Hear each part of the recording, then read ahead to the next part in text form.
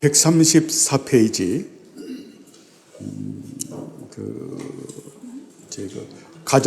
가장들에게 주어진 의무는 무엇인가 거기까지 했죠.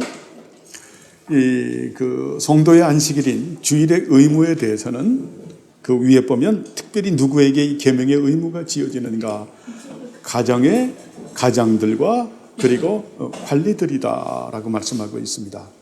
한 가정의 가장되는 남편과 그리고 관리들이다라고 하는 것은 쉽게 여기서 말하는 것은 이제 관리들이다라고 하면은 우리가 기관장을 의미할 수도 있고 또 어때요? 회사로 말하면 사장을 말할 수 있죠. 그런 사람들이다. 그래서 가정의 가장들에게 주어진 임무는 그들이 하나님께 예배드리는 것을 확인해야 한다. 그러니까 가장이라고 하는 사람들은 어때요? 구약식으로 말하면 바로 제사장격이 되는, 그렇게 해서 저번 주에 말씀을 드렸죠. 가장은 단순하게 돈만 버는 사람이 아니라 그 가정의 신앙을 책임질 수 있는 사람이 되어야 된다라는 것입니다. 자, 그래서 우리가 디모데 전후서를 보면 또 디도서도 보면 이제 그건 목회 서신이라고 말을 하죠. 교회에 그런 일꾼들을 뽑을 때, 장로들을 뽑을 때, 목사도 마찬가지고요. 감독들, 목사를 말하는데 목사들이나 또 장로님들이나 또 어때요? 집사님들을 뽑을 때 안수 집사를 말하는 거죠. 그때 중요한 게 가정을 잘 다스릴 수 있는 사람들. 그 사람들이 어때요? 어떤 그 직분자의 자격이 있다라고 말씀을 하게 됩니다. 그래서 이거는 굉장히 중요하거든요. 그래서 목사님들 같은 경우에는 그래서 어때요? 가정을 잘 다스려야 되기 때문에 목사님들은 그 강도사 고시까지는 미혼자들도 볼 수 있어요. 시험에 붙으면은 강도사님이에요. 그러면 강도사님 1년 동안을 노예에서 교육을 해서 그렇게 해서 이제 그 목사 고시를 치르거든요. 그러면 강도사 고시 붙고 이제 그 신학대학교 4년을 졸업을 하고 신학대학원 3년을 공부하면 7년이죠. 그러면 강도사 고시가 자격이 주어지는 거예요. 시험에 붙으면은 이제 8년이죠. 그러면 거의 9년, 10년 만에 목사가 되는 겁니다. 우리 합신교단 같은 경우. 근데 지금 문제가 되고 있는 건 뭐냐면은 강도사 고시에 붙으셨는데 장가를 안 가신 거야. 노예마다 지금 계속 그래서 우리 노예는 그 강도사님이 10년을 그 30대 후반에 붙으신 것 같은데 10년 동안 장가를 못 가신 거야. 그래 50이 지금 넘으셨어. 이번에 사모님 그 시무식 할 때 그 앰프 시스템 만졌던 늑스구리한 그분이 목사님이 아니라 그분이 강도사님입니다. 50이 넘었어요. 자, 50이 넘었으니까 또 이상하더라고. 그분은 연세도 되게 들어 보여. 저는 한 60대는 줄 알았더니 50대 참 보면 사람 인정상 참 목사 안수. 근데 뭐냐면 하나님 말씀에 가정을 잘 다스려야 된다라고 하는 이런 법이 있기 때문에 그래서 한 아내의 남편이 되어야 되는. 그래서 목사님들은 결혼을 안 하면 목사님이 될 수가 없는 거예요. 싱글 목사님은 한 아내의 남편이 되어야 되기 때문에 그래서 가정을 잘 다스려야 되는 거죠. 이게 자격인 거예요. 자격이 되는. 그래서 가족들의 신앙을 잘 책임을 져야 된다. 그러니까 남편들은 어때요? 얼마나 많이 기도해야 돼요. 그죠? 얼마나 아내를 위해서 기도해야 되고 자식을 위해서 기도해야 되고 또 기타 등등 기도해야 될 제목이 얼마나 많아요. 그런데 만약에 잠만 잔다고 하면은 그분은 뭘 하는 분일까요? 직무유기를 하는 거죠. 그러면 안 되는 거예요. 그죠? 그래서 남편들이 더 많이 기도해야 된다. 근데 한국 교회는 아내들이 더 많이 기도하고 아내들이 더 신앙이 좋은 경우가 많이 있습니다. 근데 그것은 바람직하지 못해요. 저는 우리 이런 부분에는 우리 정경미 집사님의 가정을 보면 두 분이 진리로 나누면서 이렇게 하는 부분은 굉장히 아름다운 거죠. 여러분들도 모두 좀 그렇게 해서 그래서 진리가 같은 복이에요. 그래서 사실은 우리 개혁교회의 전통은 개혁교회 성도끼리 결혼을 합니다. 그것이 교리가 다른 분하고 결혼하게 되면 너무 힘든 거예요. 그것도 일평생 힘들어요. 그것도 참 힘든. 그렇게 해서 뭐 조금 견당한 얘기 같지만은 우리가 남편은 그 가족들의 신앙을 책임지는 사람이다 라는 것을 알고 그렇게 살아야 됩니다. 저번 주는 거기까지 한 거죠. 이 사실로부터 당신이 생각할 수 있는 것은 무엇인가? 여러분이 답변하시죠?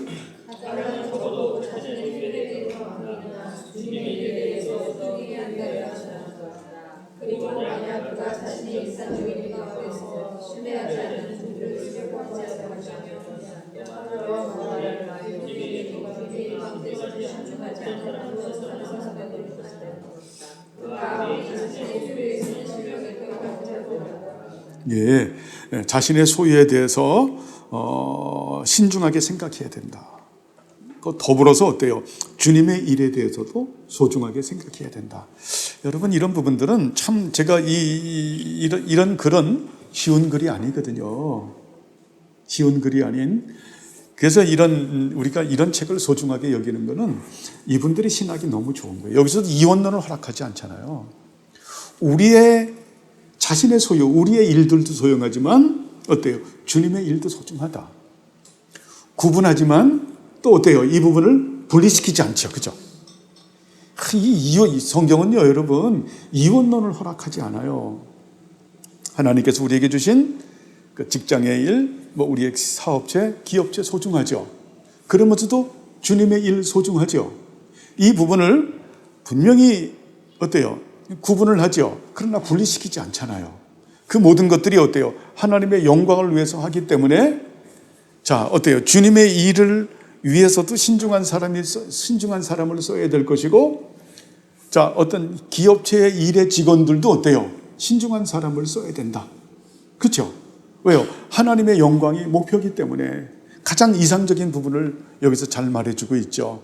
지금 다원화된 사회에서 적용하기가 굉장히 쉽지 않지만 여러분, 이 부분에 이 정신을 우리가 잘 가지고 있는 것이 참 중요합니다. 늘 제가 말씀드리지만 하나님께서는 우리에게 일반 은총과 특별 은총을 주시는데 일반 은총과 특별 은총은 구분하지만 분리돼서는 안 된다. 이원론은 그것뿐만이 아니라 이원론에 대해서도 되게 많이 말씀을 드렸죠. 그죠? 우리가 생명이라고 하는 것도 영혼과 육체를 우리는 어때요? 구분하지만 그러나 분리돼서는 안 되는. 그렇죠?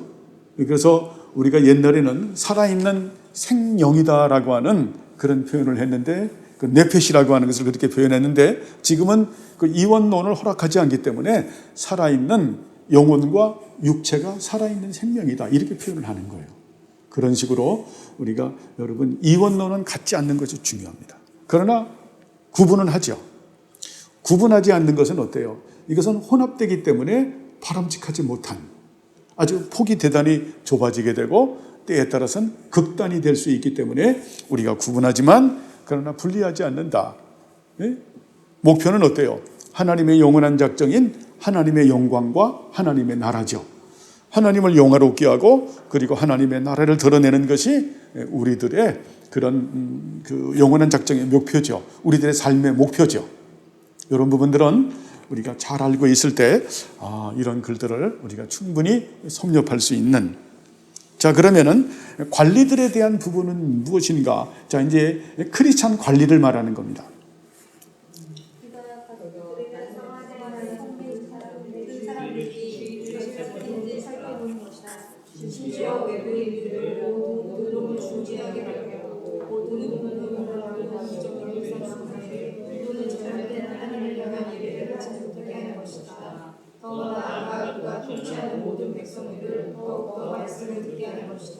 예, 관리들에 대한 부분은 어떤가?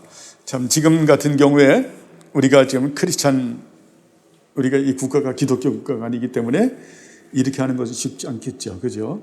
뭐 관리들이라고 말하면은 더 크게 말하면 대통령이 될 수도 있고 또 이 뭐 시장이 될 수도 있고 뭐 군수도 될 수 있는 그런 분들인데 그분들이 주일날 시찰해서 나가서 왜 교회 나가지 않느냐 하고 이러면은 어때요?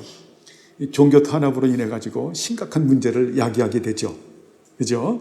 예, 그런데 우리는 거기에 적용할 수 없고 이제 우리에게 주는 그런 그 영역에서 그것도 지금 또 우리가 주는 그 영역에서도 어때요? 또 우리가 이 법이라고 하는 세상 법이라고 하는 부분들이 있다 보니까 온전히 주일 성수를 할 수 없는 또 그런 기업체도 있죠. 그죠? 그러나 또 할 수 있는 그런 기업체도 있죠. 그렇게 됐을 때 이 주일의 정신은 어때요? 하나님께 예배다. 맞잖아요. 예배다. 그래서 이 첫째 돌판의 대표가 사계명이라고 말했죠. 하나님의 이름을 높이고 하나님의 또 어때요? 그 두 번째가 하나님의 그 바른 예배, 성령과 말씀으로 형상 숭배를 바른 예배를 드리고 세 번째는 하나님의 이름을 망령되이 일컬지 않는 이런 부분들이기 때문에 주일에 중요한 것은 예배고 그리고 뭡니까? 하나님 말씀을 잘 배우는 거죠. 되게 중요하죠. 그래서 우리가 역사적인 전통적 교회는 항상 이 주일 정신을 가지고 있죠.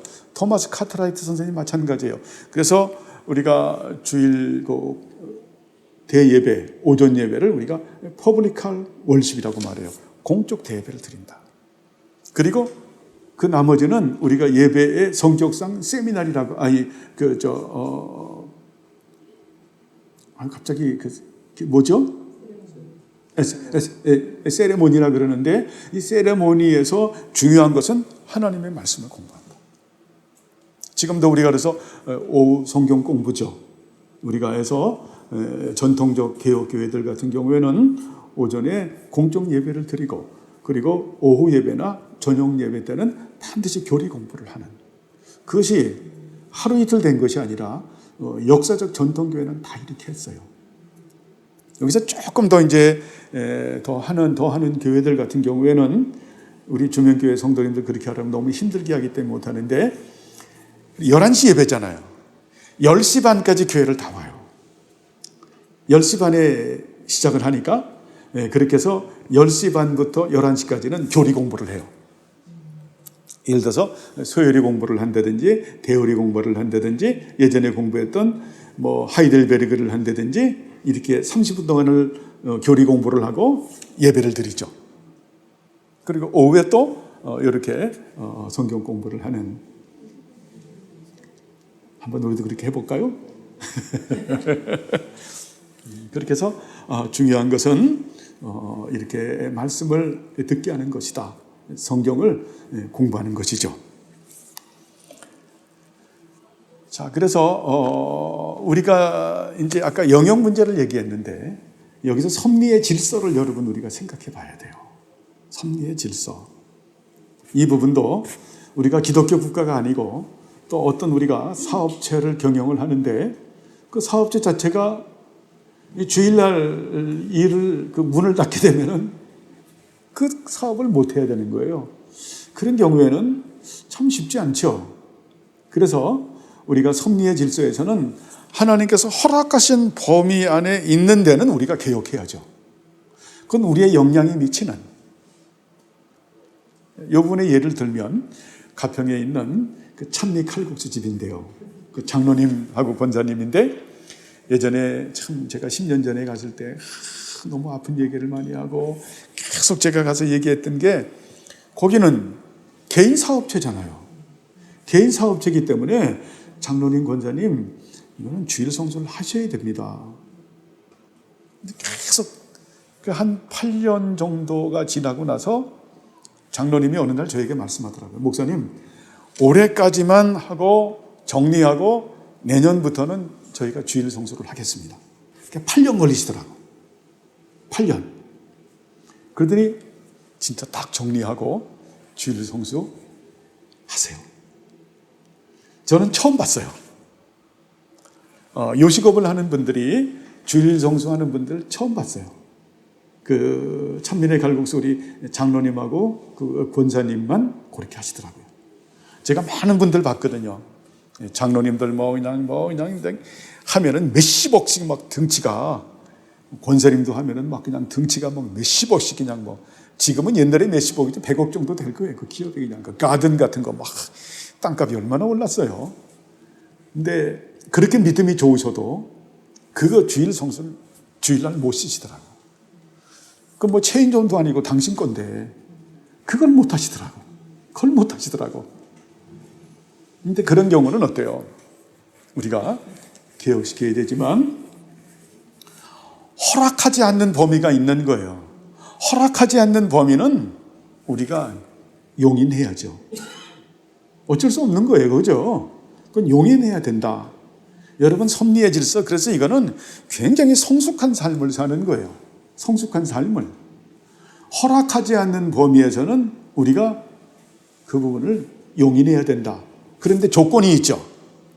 그것이 선과 악은 구분해야 되겠고, 참과 거짓은 구별해야 되겠고, 진리와 비진리는 분별할 줄 알아야 되겠죠. 이것은 교회도 해당돼요. 다른 교단도 해당되는 거예요. 여러 가지로 해당되는 거예요.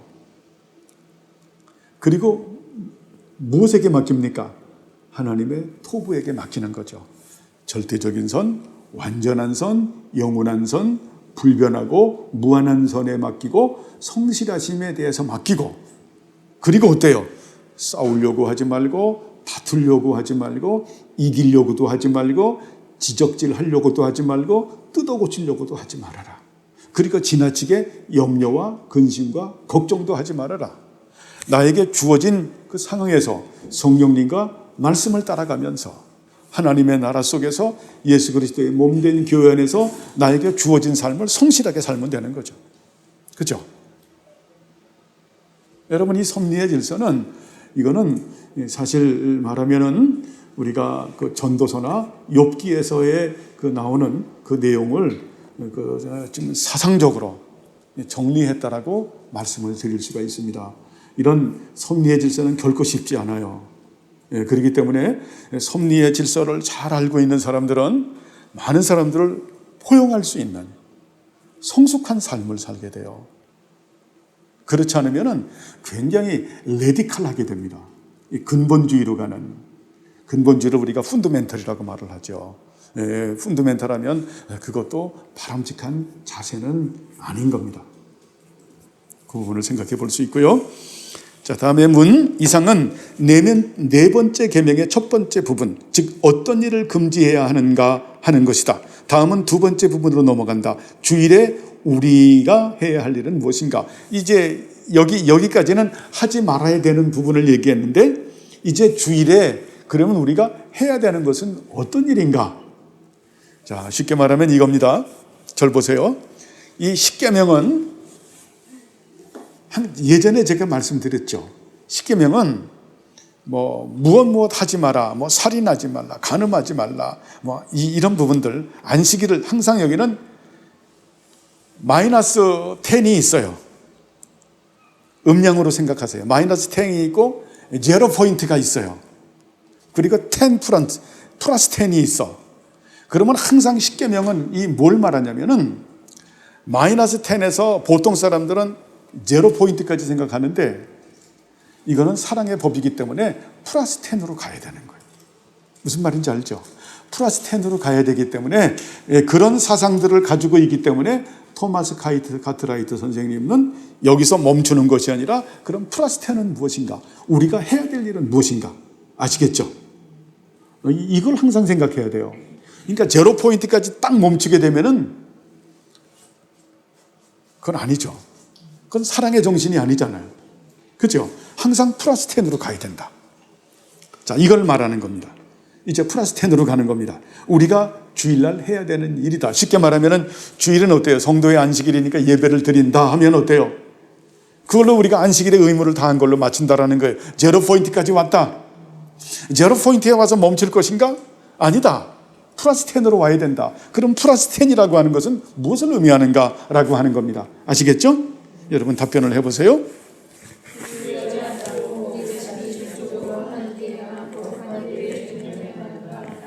예배는 부분적으로는 교회에서 하는 것, 즉 안식일에 합당한 반삭과 특별한 일들이 있고, 부분적으로는 교회 밖에서 사적으로 하는 것과 가정 안에서 하는 것이 있는데, 교회에서 더 나은 예배를 수행하기 위해서 본적인 예배 전에 하는 일이 있고 예배 후에 그 일을 행함으로 더욱 유익하게 하려는 일이다.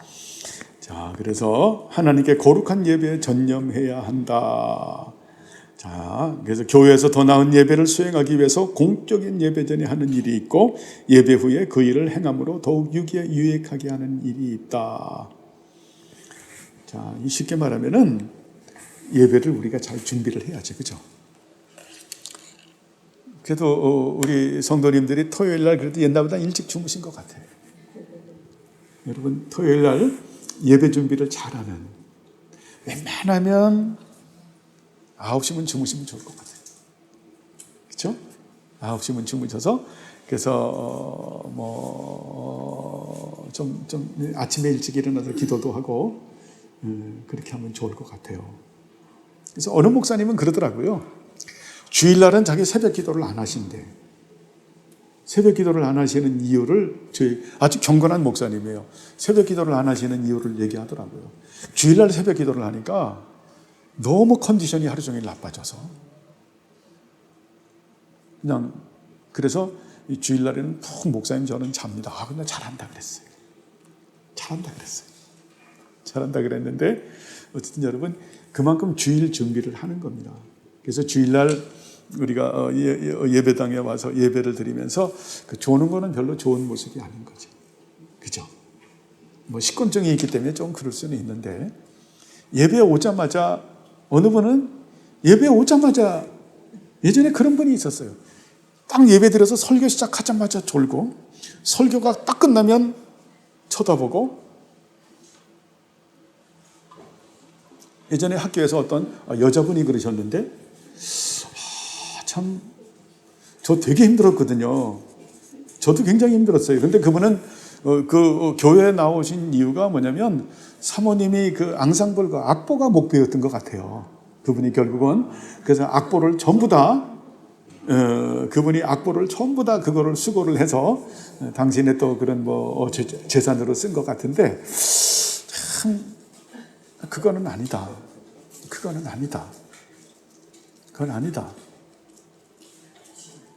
그래서 주일을 위해서는 여러분 우리가 잘 준비하는, 그래서 우리가 예배는 제가 늘 말씀드리죠. 전인적인 영혼의 기능과 전인적인 육체의 기능을 가지고 예배를 드린다. 영혼과 육체는 구분할 수 있지만 분리돼서는 안 된다. 그래서 우리가 영혼의 준비도 잘해야 되고 우리의 육체의 준비도 잘해야 된다. 육체의 준비도 이걸 잘해서 여러분 컨디션을 최상으로 유지해서 그렇게 할 수 있도록. 사실은 저 같은 경우도 어제는 우리 아파트에 알뜰 시장에 와가지고요. 그래서 와서 뭐를 하나 좀 제가 한번 훑어보니까 괴를 조그만 거를 이렇게 껍질 벗겨가지고 튀겨서 요만한 거에 컵라면 요만한 거에서 10,000원씩 팔더라고요. 그래서 사모님이 한번 나가서 뭐 먹을 게 있나 그래서 그 괴를 한번 사서 먹으면 좋겠다고. 그래서 저희들 저희들은 요새 먹는 습관 중에 하나가 저녁을 밥을 안 먹거든요. 저녁에는 그냥 우유에다가 미숫가루, 사모님은 2숟가락, 저는 3숟가락이에요. 그렇게 딱 해서 참크레카 여러분 크라운이 제일 담백하더라고요. 그거 해서 참크레카 하나 해서 치즈에서 조금 찍어서 그것마저 안 먹으면 너무 감질나니까 그리고 끝이거든요. 그런데 조그만 게를 튀겨 와서 너무 맛있는 것 같아가지고 그걸 먹고 잤는데요. 그게 기름이 잘못됐는지 조미료를 잘못 넣었는지 생목에 올라오는 거예요. 너무 힘든 거라. 막 오바이트를 하고 싶은데 먹은 게 없으니까 오바이트는 안 나오는데 너무 힘든 거예요. 4시에 일어나는데 죽을 것 같아요. 오늘 예배를 못 드릴 것 같아요. 그런 경우는 그냥 치카치카만 하고 안 되겠어 막. 그래가지고 그러면 저는 또 타이머를 맞춰놓거든요. 그래서 중요한 거는 먼저 카톡을 먼저 써야 되겠다. 그래서 4시에 일어나가지고 카톡을 쓰고 나면 사실 여러분 그게 여러분은 뭐 한 5분 정도면 읽지만은 저는 그거 쓰는데 그건 1시간 반이 걸립니다. 연구를 해도 다시 그 하나하나. 그래서 5시 반인 거예요. 그래도 기도하려고 하는데 컨디션이 안 좋고. 그래도 컨디션이. 그러면 제가 7시 반이면 딱 보내거든요. 2시간만 더 자고 하자. 딸은 그럴 때는 침대로 안 들어가고 거실에서 그냥 이렇게 쪼그리고 자거든요. 7시 반에 돼서 얼른 그냥 말씀 다 보내고 또 기도하려고 하는데 속이 또 울렁울렁거리는 거예요. 이거 어떡해. 그러면 제가 맞춰놓은 게 어떤 일이 있더라도 8시 50분에는 일어나야 그래야 준비하고 교회를 오죠. 8시에 눈이 떠져서 오늘은 정말 기도 시간이 1시간 정도밖에 안 돼. 기도 안 하는 그 기도를 안 하면 죄 짓는 거거든요. 아까 우리 이민정 집사님이 저에게 죄는 모든 걸 파괴합니다. 근데 저는 이제 목회자다 보니까 뭐 우리 다 마찬가지지만 제가 우리 주명교회 성도님들 이름을 한 분 한 분 부르면서 기도하지 않으면 저는 직무유기가 되기 때문에 그 죄거든요. 죄죠. 그래서 너무너무 힘든 거예요. 너무너무 힘들어도 어때요? 이제는 물러설 시간이 없는 거죠. 오늘 주일인데 주일날 목사가 기도하지 않고 강단에 선다라는 거는 이거는 말도 안 되는 얘기죠. 아무리 힘들어도. 그래서 1시간 또 은혜 주셔서 이렇게 기도하고 그렇게 하는데 이게 주일 준비예요, 사실은. 근데 이걸 날마다 이렇게 사는 거예요. 날마다 사는. 여러분 이 주일을 예배를 잘 준비하시길 바랍니다. 그래서 예배는요 하나님 임재하시거든요. 하나님 임재하는 거예요. 내 안에 계신 하나님, 내 앞에 계신 하나님, 내 위에 계신 하나님, 우리 주명교회 임재하시는 하나님. 여러분이 예배를 드리면서 정말 아버지 하나님을 만나고 아드님 하나님을 만나고 성령 하나님을 만나는 삼위일체 보증으로 성령 하나님 계시면서 우리에게 베풀어 주시는 은혜거든요. 그래서 그런 거룩한 교제 가운데서 그분을 영화롭게 하고 은혜를 받고 그리고 나가서 어때요? 또 한 주일 동안 씩씩하게 사는 거죠. 그죠? 그래서 주일이 모든 날의 결국이요, 완성이요, 대표가 되는 날입니다. 하나님께서 우리에게 이런 영혼의 은총을 주시는 또 영혼의 은총을 주시면 육신에도 은총을 주시죠. 그렇죠? 사실 그래요. 여러분 그 하나님 은혜 주시면은 우리가 은혜 가운데 사는 거거든요. 은혜 가운데 그 학자들의 의학자들의 말들을 빌리면은 우리가 그 의사들 같은 경우에 크리스찬 의사들 같은 경우는 그런 말을 해요. 은혜의 삶을 사세요. 그러면 치료가 됩니다. 그 말이 일리가 있어요. 우리가 은혜 가운데 있을 때 여러분 얼마나 영적으로 기뻐요. 그 기쁨은 세상 기쁨과 비교할 수 없잖아요. 그때 우리 영혼에 있는 그 뭐 엔돌핀뿐만 아니라 다이몰핀 뭐 그냥 엄청나잖아요. 그 기쁨으로 정말 먹지 않아도 배가 부르잖아요. 그런 은혜 가운데 주일엔 여러분 그런 은혜가 있어야 돼요. 그런 은혜는 우리가 잘 준비하고 와야 되겠죠. 그리고 월요일부터 토요일까지 생활 예배를 드리는 사람이 어때요? 주일날 또 그런 의식 예배를 통해서 그런 은혜가 있고 잘 준비해서 주일날에는 좋은 컨디션으로 이렇게 기쁨으로 모이는 우리 모두들이 되길 바랍니다. 또 교회에서 행하는 일은 무엇인가? 여기 위는 개인적으로 준비해야 되는 일이라고 하면 이제는 교회는 어떻게 준비해야 되겠는가라고 하는 겁니다. 여러분 읽으시죠? 설득되는 말씀을 듣는 것, 대중과 기도하는 것, 정해진 시간에 성례를 하는 것, 그리고 우리 각자의 풍성함에 따라서 그리고 우리에게 주신 하나님의 축복에 따라서 가난한 자들을 돕는 것입니다. 예, 설교되는 말씀을 듣는 것. 그러니까 교회는 이제 뭐 목사님이 담당해야 되겠죠. 목사님이 어때요? 하나님의 입이 돼서 그래서 바른 말씀을 전파함으로 인해서 성도들에게 유익이 되게 하는 것. 이게 되게 중요하죠. 굉장히 중요한. 그래서 우리 주명교회 앞으로 이제 뭐 저도 1대 목사인데 우리 2대 목사님도 이제 하나님 여러분들이 준비하면서 기도해야 되겠죠. 그렇게 해서 주님 정말 선물을 보내주셔서 그분이 바르게 하나님 말씀을 전파할 수 있도록, 그리고 회중과 기도하는 것, 우리가 함께 기도하는 시간, 그리고 정해진 시간에 성례를 받는 것. 성례는 어때요? 세례와 성찬을 의미하는 거죠. 그리고 우리 각자의 풍성함에 따라 우리에게 주신 하나님의 축복에 따라서 가난한 자들을 돕는 것이다. 자, 가난한 자들을 잘 보살피는 이 부분도 교회가 해야 되는 중요한 일이죠. 우리가 구제라고 하는 이런 부분들이죠. 그래서 이 부분은 우리가 선교와 구제가 또 구분하지만 어때요? 분리될 수 없는. 그래서 우리 주명교회 그 성도 수는 우리 규모가 적지만 그래도 우리가 후원하는 교회, 후원하는 선교사님들이 선교로 놓지만 구제가 같이 이루어지는 거죠. 그렇죠? 예, 그렇게 해서 우리가 지금 하면은 그래도 꽤 되죠. 우리가 이렇게 해서 교회가 해야 되는 일이다. 이 부분도 상당히 중요한 일이죠. 자, 만약 우리가 이러한 공적인 수단들을 사용할 수 없다면 어떻게 할 것인가?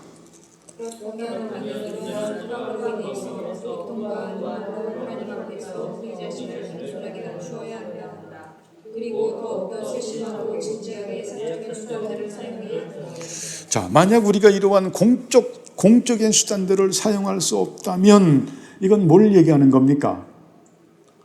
이번에 우리가 3년간 이런 경우들을 당했죠. 코로나로 인해서 이렇게 모이지도 못하고 하는 이런 일들이 벌어지게 된다면 이거하고 비슷한 말이죠. 그죠? 그렇다면 우리는 이러한 속박으로 인해서 비통과 눈물로 하나님 앞에서 자신을 겸손하게 낮추어야 한다. 맞는 말이죠. 그죠? 그죠? 오죽하면 하나님께서 예배를 안 받으시겠어요.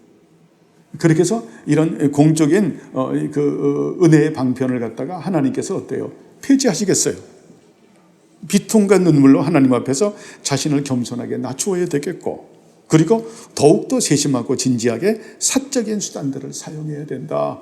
그렇게 해서 어때요? 교회들이 비대면 예배를 드리게 했던, 그렇게 해서 그것도 정부하고 타협을 해서 예배의 최소 인원을 갖다가 정했죠. 20명을 정해서 어때요? 그 20명이 공적 예배를 드리기 위한 20명이 모여서 어때요? 전부 비대면 예배로 하게 했던. 그렇게 해서 이게 여러분 그것도 교리에서 나온 거예요. 사실은 교리에서 나온 거죠. 그렇게 해서 비대면 예배로 그렇게 여기서 했던, 이거는 마지노선이죠. 마지노선.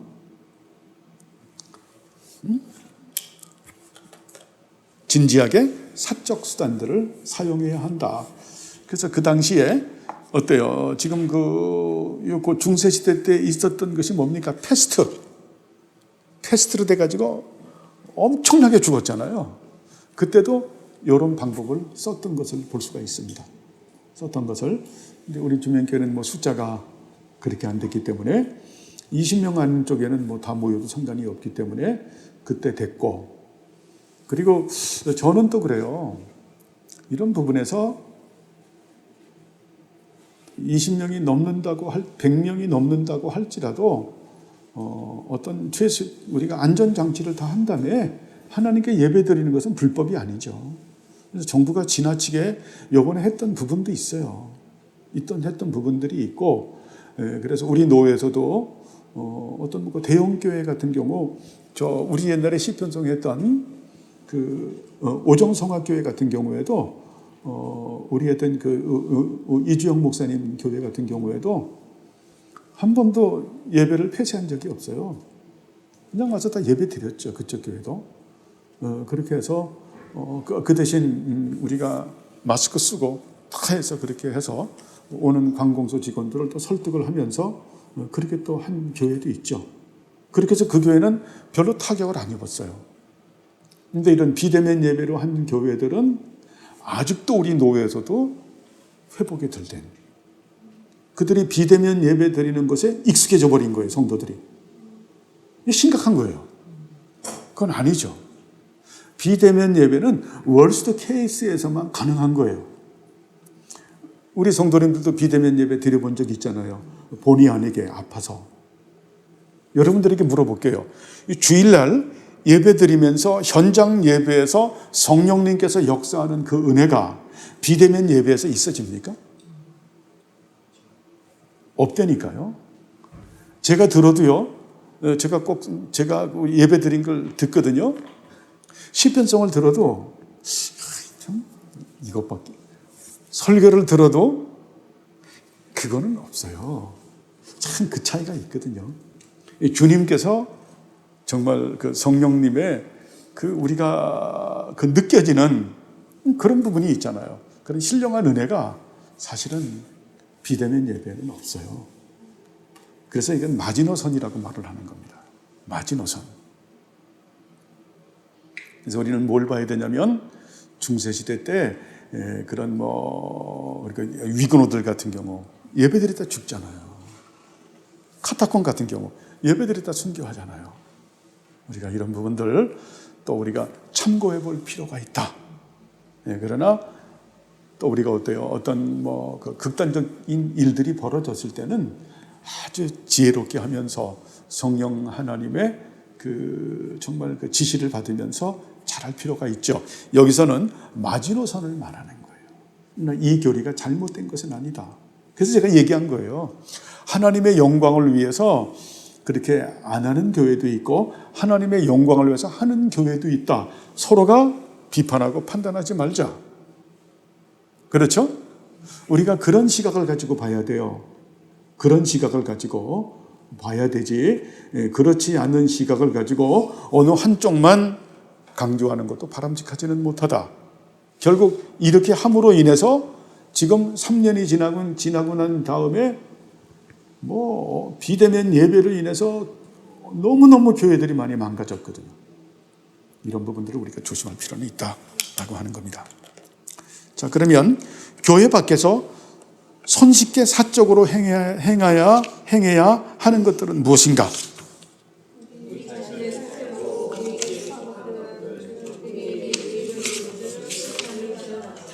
그것은 모여서 하나나라에 속한 것들에 대해서 대화하는 것과 또한 교회 행사에서 말씀들에 대해서 하나님의 섭리에 대해서 묵상하는 것이다.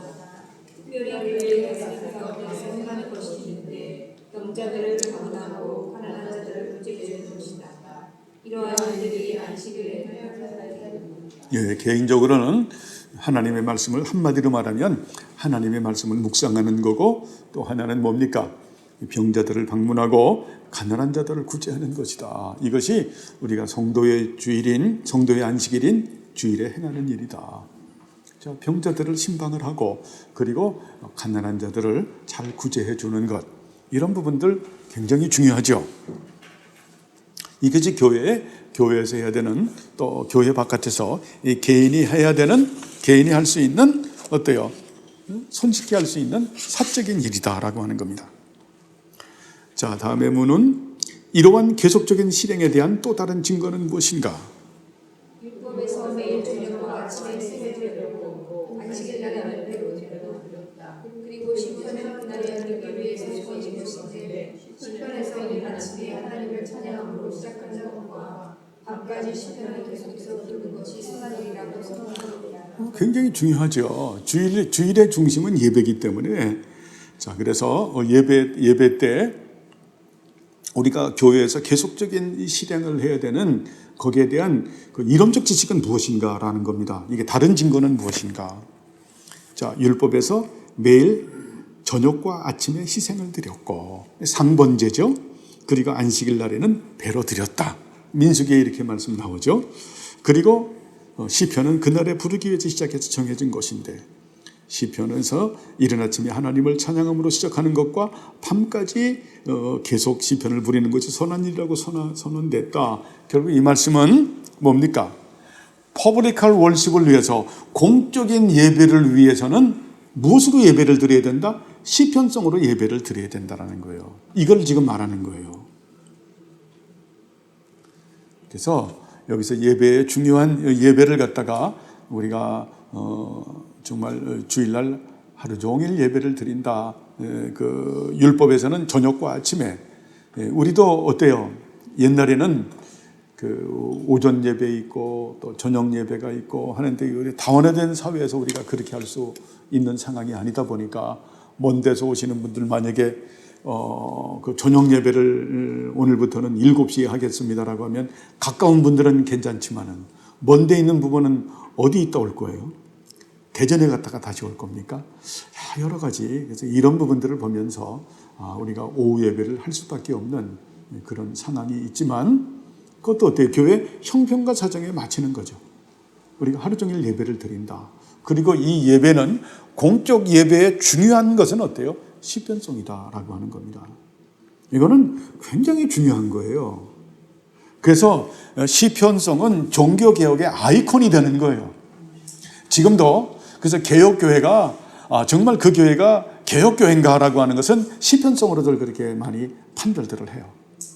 시편송을 하면 전통적인 개혁교회고 시편송을 안 하면은 그렇게 개혁교회로 인정을 하지 않는. 그런데 그것도 문제는 있어요. 그건 문제는 있어요. 있는데 어쨌든 우리가 개신교회 그 공적 대예배 때는 우리가 퍼블릭할 그 월습에는 반드시 무엇이 있다? 시편송으로 우리가 예배를 드린다. 이것은 그 교리예요. 그렇게 했어요. 자, 그러면 안식일 밤과 다른 날 밤과는 자, 이 사실에서 당신이 생각할 수 있는 것은 무엇인가? 우리는 주님의 일에 더 합당으로 만드는 데에 얼마가 도움이 되지 않는 모든 일을 주님의 날의 불법이라는 것이다. 예. 자, 주님의 일에 합당하도록 만드는데 얼마간이라도 도움이 되지 않는 모든 행위들은 주님의 날의 불법이라는 것이다. 자, 주님의 날에 도움되지 않도록 합당한 데 만들어지는데 얼마간이라도 도움이 되지 않는 모든 행위들은 주님의 날에 불법이라고 하는 것이다. 그러니까 여러분, 이제 우리가 뭐 예배를 드리고 뭐 쇼핑을 하러 간다. 이건 별로 바람직한 것이 아니죠, 그죠? 네? 예배를 드리고 뭐 백화점을 간다. 이것도 별로 바람직한 것은 아니죠. 주님의 하늘에 도움이 되는 것은 아닌 거거든요. 그러니까 주일날에는 여러분 그냥 예배 드리고 집에 가서 또 가정 예배 드리는 분들은 드리고 아니면 좀 쉬세요. 일찍 쉬시고 또 월요일날 일하셔야 되니까 그 외에 뭐 어떤 프로그램을 만들어서 뭐 하는 것은 별로 도움이 되지 못한다라고 하는 겁니다. 예? 그러니까 우리가 그 안식일의 정신을 올바롭게 닫고 다른 우리가 주일 성수를 하자라고 하는 겁니다. 이게 도움이 되지 않는 일들은 하지 않는 게 마땅하다. 그죠? 하지 않는 게 마땅하다. 네. 자, 안식일 밤과 다른 날 밤과는 어떤 차이가 있는가?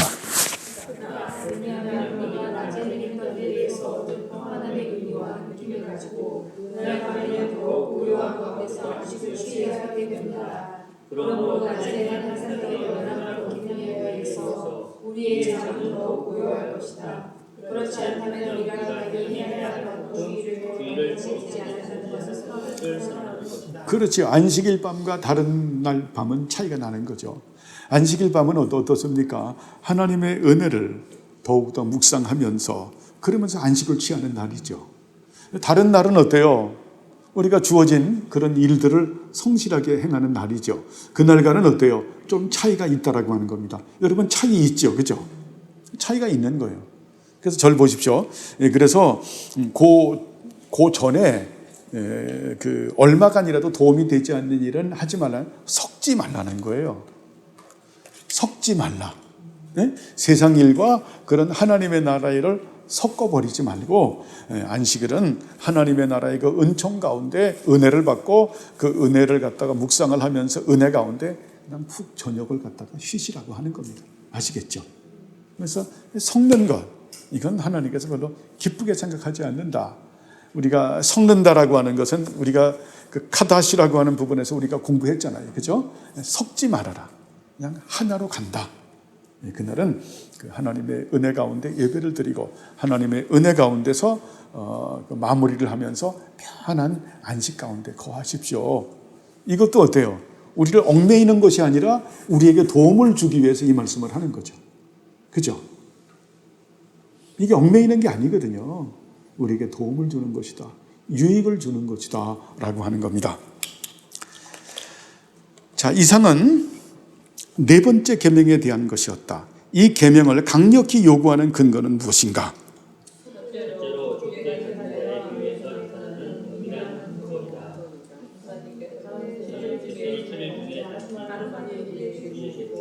그들은 자신을 위해서 쓰실 수 있었음에도 그분은 우리 자신을 위해서 일주일 중에 우리를 우리에게 주셨다.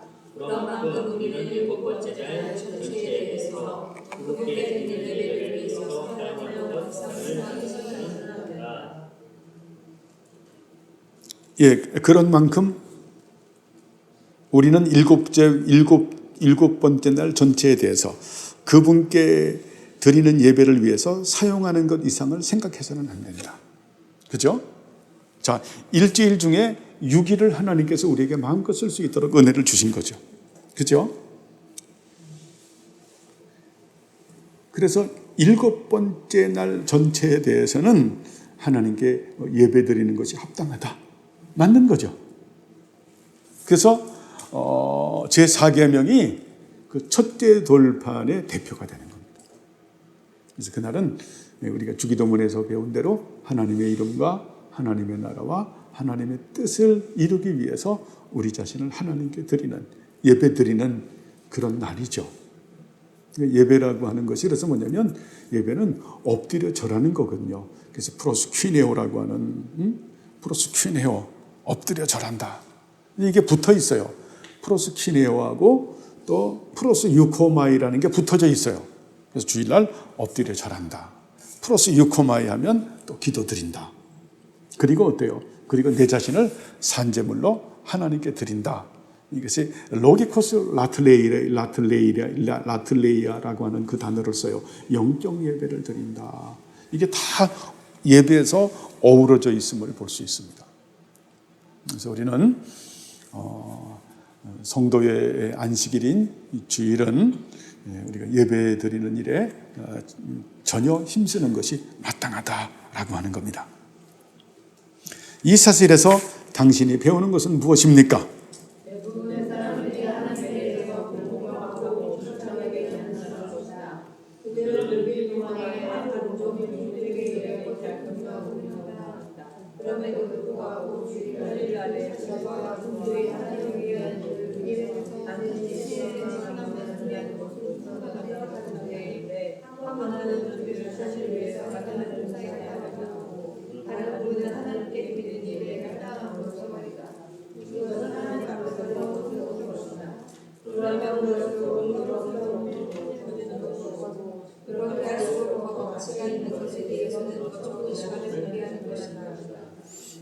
이런 부분들은 지금 우리한테는 굉장히 낯선 부분이죠. 3-4시간만 분배하는 것으로 충분하게 생각하는데 그것이 아니다. 우리가 성도의 안식일인 주일은 어때요? 하나님께 우리 자신을 드리는 날이다. 그날은 결국 어때요? 예배 드리기에 힘쓰는. 그래서 우리가 그 오전 예배, 오후 예배 드린 그 은혜 가운데 집에 들어가서 또 쉬면서 어때요? 그 은혜를 묵상하고 또 나눌 수 있으면 같이 나누면서 평안하게 안식으로 하루를 끝나는 것이 합당하다라는 겁니다.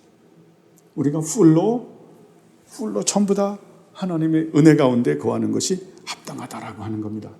사실은 그것이 안식의 의미거든요. 그게 쉼의 의미거든요. 자, 그러면 다음에 다른 근거는 무엇인가? 하나님께서 예로 보여주신 명백한 이유가 있다. 이것은 6일 동안의 모든 것을 만드신 하나님께서 7일에는 더 이상 창조하시지 않고 쉬셨던 것처럼 우리도 우리 자신의 모든 일들에서부터 쉬어야만 한다는 것이다. 예, 그런 것처럼 하나님께서 쉬신 것처럼 하나님께서 쉬셨다라고 하는 것은 일손을 놓으셨다라는 것은 아니죠. 그렇죠?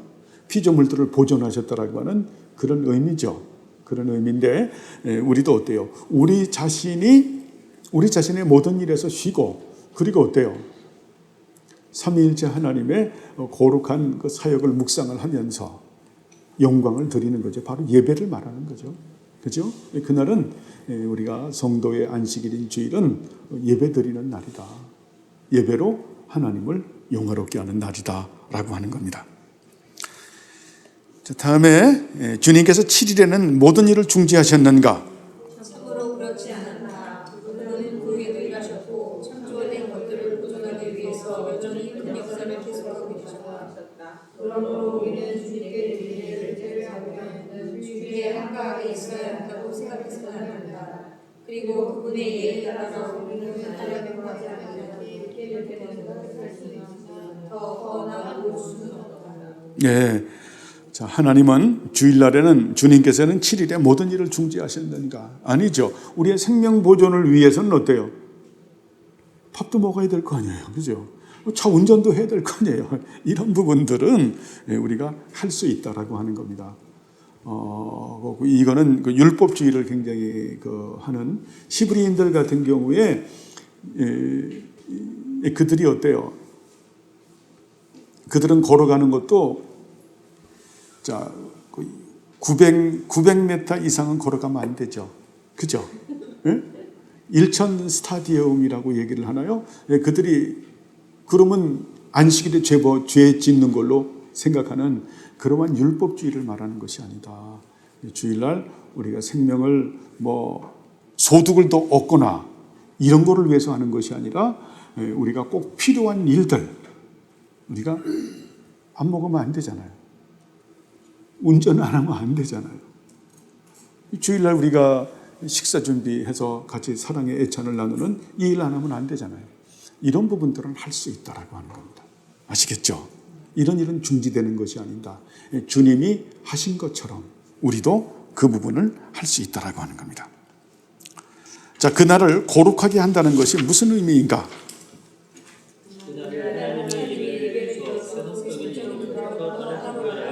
이게 중요한 거죠. 이걸 말하는 거죠. 하나님의 예배를 위해서 세속적인 일들로부터 따로 구별하여 둔다는 것이다. 세속적인 일들. 자, 의식주 문제를 위해서 일하는 일들로부터 우리가 어때요? 따로 구별되는 것이다. 그래서 어떻습니까? 그 광야에서도 보면 토요일 날 그 안식일 전날에는 이틀 거를 그 하나님 주시잖아요. 네, 그래서 너희들이 안식일을 거룩히 지키라. 그날은 그래서 그 안식일 날은 그 만나도 안 내리잖아요. 그렇죠? 그 전날에는 또 다른 날에는 이틀 분하게 되면 다 썩어버리잖아요. 참 하나님께서 그렇게 그림으로 잘 가르치죠. 그날은 우리가 예배드리는 날이다. 자, 그날을 축복하셨다는 것은 무엇인가?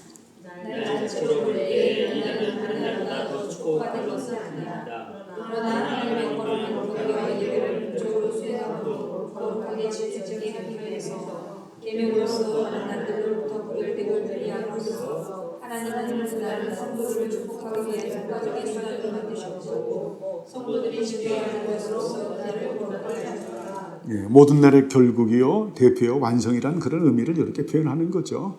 그죠? 대표가 되기 때문에 다른 날도 우리는 어때요? 안식 그 주일처럼 살아야 되겠죠? 자, 어떤 점에서 성도들이 안식일을 지킴으로써 축복을 받는가? 첫째로 하나님에 대한 지식과 두려움 그리고 구원에 동반하는 모든 다른 영적이고 정상적인 은혜들을 더함으로써이다. 둘째로 인생의 문제에서 우리가 안식을 지킴으로써 회방당하지 않으면 안 된다. 만약 우리가 그날에 일하는 것보다 더 큰 축복을 받게 될 것이다. 다른 한편 주님의 날에 보여준 것은 그것이 어떤 유효성을 갖는다고 할지라도 소멸되는 소하지 것이다. 그리고 합법적이고 정직하게 하나님 주일간에 우리의 일에 이런저런 조주가 있을 것이다. 여기서 중간에 둘째로 이생의 문제에서 우리가 안식일을 지킴으로써 회방당하지 않을 뿐 아니라 만약 우리가 그날에 일하는 것보다 더 큰 축복을 만약을 빼야 돼요. 이게 번역에 문제가 있어요. 만약을 X자에 보세요. 우리가 그날에 일하는 것보다 더 큰 축복을 받게 될 것이다. 자, 다른 한편 주님의 날에 벌어들인 것은 그것에 어떤 유용성을 가진다고 할지라도 소멸되고 사라질 것이다. 이게 하나님의 조주다. 그리고 합법적이고 정직하게 행한 일주일간의 우리의 이런 일에 이런 저주가 있을 것이다. 예. 결국 그 성도들이 여기서 말씀하는 것은 안식일을 지킴으로 인해서 하나님께서는 어때요? 언약하신 말씀대로 복을 주실 것이다. 오늘 우리가 그 언약에 대해서 말씀을 냈는데 하나님은 언약을 신실하게 이행하시는 분이시다. 우린 언약의 말씀을 믿고 그 언약의 말씀을 신실하게 이행하시는 하나님을 믿는 거죠. 그죠? 여러분, 그렇죠. 그래서 우리는 모든 일은 안식일의 정신을 가지고 살아간다. 그래서 언약의 말씀을 믿고 언약의 말씀을 신실하게 이행하시는 하나님을 믿고 살아가는 것이 그 성도의 그 안식일의 정신이고, 또 그렇게 살아가는 성도들에게 하나님께서 큰 은혜를 베푸신다고 하는 겁니다. 그런 것이 없이 어때요? 안식일을 어떤 고의성을 가지고 피치 못할 것이 아니라, 지금 이 다원화된 사회에서는 뭐 그렇지 못한 경우가 있죠. 고의성이 아닌 경우, 어쩔 수 없는 상황 가운데서, 과도기적인 상황 가운데서 그런 부분들은 어때요? 하나님께서 굉장히 긍휼을 베푸시죠. 그러나 고의성을 가진 사람들이 있잖아요. 안식일을 분명히 지킬 수 있음에도 불구하고 더 많은 매출을 얻기 위해서, 더 많은 소득을 얻기 위해서 고의성을 갖는, 주일날 하면은 그 손님들이 얼마나 많이 오는데 대박인데, 이렇게 생각하면서 그렇게 해서 불법적으로 벌어들인 재물은 참 없어진다라고 하는 겁니다. 근데 그게 실제 삶에서 또 나타나요. 실제 삶에서 나타나요. 그래서 우리가 주일하면 하나님 나라 백성된 표죠. 그죠? 그래서 그날은 우리가 예배드리는 날이다. 예배드리는 날이다. 이 중요한 내용은 뭐냐면, 그들이 그날 예배를 드리는데 우리가 충분히 준비를 해서 어떻게 예배를 드리는가, 거듭난 이성의 사유의 정신과 또 어떻게 주신 말씀을 따라서 예배를 드리는데, 그때는 창조주 하나님, 천지 창조를 하신 창조주 하나님의 창조의 사역을 찬양하고, 또 구속주의 하나님이신 예수 그리스도의 구속의 사역을 찬양하고, 더 나아가서는 성령 하나님의 그런 그 보존의 사역까지 우리가 찬양하는, 삼위일체 하나님을 찬양하고 경배하는 날이, 그날이 우리가 성도의 안식일인 주일이죠. 그렇죠? 그래서 우리는 이날에 전념한다. 그래서 주일에는 웬만한 오락이나 어떤 이런 부분들을 금지하는 것이 바람직하겠고, 또 그런 부분에 어쩔 수 없는 그런 또 그 상황도 있어요. 어쩔 수 없는 상황도 있어요. 그런 경우는 우리가 예외지만, 그때 하나님은 항상 중심을 보기 때문에 이런 안식일의 정신을 가지고 우리가 주일을 지키는 것이 하나님 앞에 합당하다라고 하는 겁니다. 자,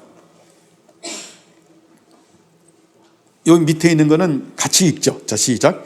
이상은 경건이라고 부르는 하나님께 대한 우리의 의무가 적힌 첫 번째 부분이다. 그 안에서 왕과 가정으로서 하나님은 그분의 백성들과 가족들에게 하나님께 해야 되는 그들의 의무를 가르치셨다. 이제 우리 자신과 우리의 이웃에 대한 의무가 다음이 온다. 이것은 두 번째 부분에서 가르치는 것으로서 나머지 6개 계명 안에 있다. 결국 이 말씀은 뭡니까? 우리가 이제 첫째 돌판을 마치게 됐다라고 하는 겁니다. 첫째 계명은 뭐예요? 나 외에 다른 신을 섬기지 마라. 두 번째 계명은 뭡니까? 형상 숭배를 하지 마라. 세 번째 하나님의 이름을 망령되이 이끌지 마라. 네 계명은 안식일을 기억해서 거룩히 지키라. 이것이 첫째 돌판이라고 하는 겁니다. 이것이 첫째 돌판이고, 이것이 하나님을 사랑하는 하나님의 자녀 성도의 의미라고 하는 것을 말씀하는 겁니다. 이제는 다음 주부터는 이제 두 번째 돌판으로 넘어간다라고 하는 거죠. 이거를 예고함으로 마치게 됩니다.